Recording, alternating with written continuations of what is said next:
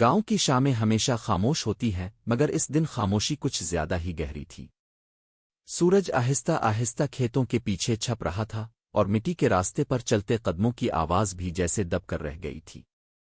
گاؤں کے کنارے ایک چھوٹی سی جھونپڑی تھی جس کے باہر نیم کا پرانا درخت کھڑا تھا۔ اسی جھونپڑی میں حسن رہتا تھا۔ حسن غربت میں پلا تھا مگر اس کے لہجے میں کبھی شکو نہ ہوتا۔ وہ دن بھر کھیتوں میں مزدوری کرتا، شام کو ماں کے لیے دوائی لاتا اور رات کو تھکا ہارا اسی جھونپڑی میں سو جاتا۔ اس کے خواب بڑے نہیں تھے، بس اتنا چاہتا تھا کہ ماں کو سکون مل جائے۔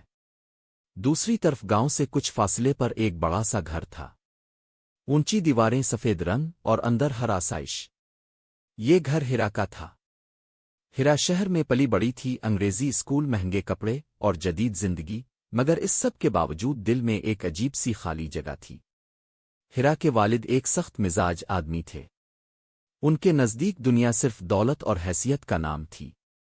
وہ گاؤں کو کمتر سمجھتے تھے اور گاؤں کے لوگوں کو بھی۔ جب ہیرا پہلی بار گاؤں آئی تو اسے یہ جگہ اجنبی لگی۔ وہ کھیتوں، مٹی اور سادگی کو حیرت سے دیکھتی۔ ایک دن وہ اکیلی چہل قدمی کرتے ہوئے راستہ بھٹک گئی۔ سورج ڈھل چکا تھا اور وہ گھبرا گئی۔ اسی لمحے حسن وہاں سے گزرا۔ آپ ٹھیک ہیں؟ اس نے آہستہ سے پوچھا۔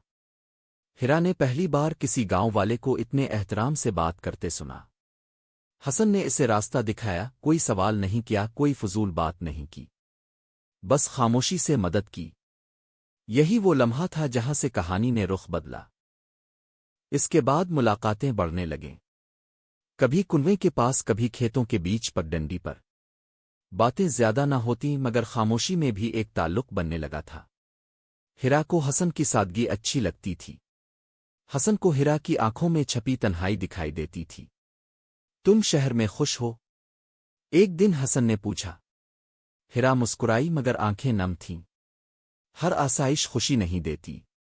یہ جملہ حسن کے دل میں اتر گیا، مگر یہ سب زیادہ دن نہ چل سکا۔ ایک شام ہیرا کے والد نے اسے اپنے کمرے میں بلایا۔ ہم واپس شہر جا رہے ہیں، تمہاری منگنی طے ہو چکی ہے۔ ہیرا کے پاؤں تلے زمین نکل گئی۔ ابو، بس میں بحث نہیں چاہتا۔ ہیرا جانتی تھی کہ یہ فیصلہ بدلنا آسان نہیں۔ اگلے دن وہ حسن سے ملی۔ اس کی آواز کانپ رہی تھی۔ میں جا رہی ہوں، شاید ہمیشہ کے لیے۔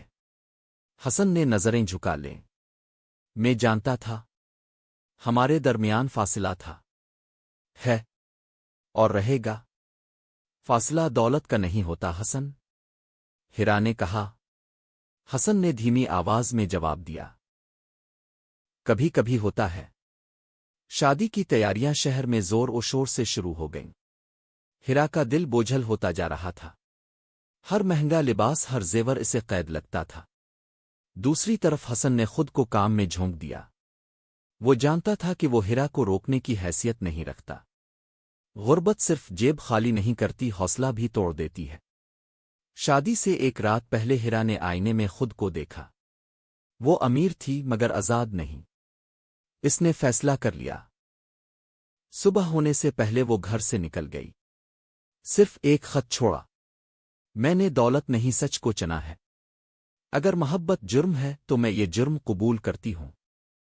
گاؤں کی پگڈنڈی پر حسن حیران کھڑا تھا جب اس نے ہیرا کو اپنی طرف آتے دیکھا۔ اس کی آنکھوں میں آنسو تھے مگر قدم مضبوط تھے۔ تم یہاں؟ حسن کی آواز لڑکھڑا گئی۔ میں فاصلہ مٹانے آئی ہوں، ہیرا نے کہا۔ حسن کی آنکھوں سے آنسو بہہ نکلے۔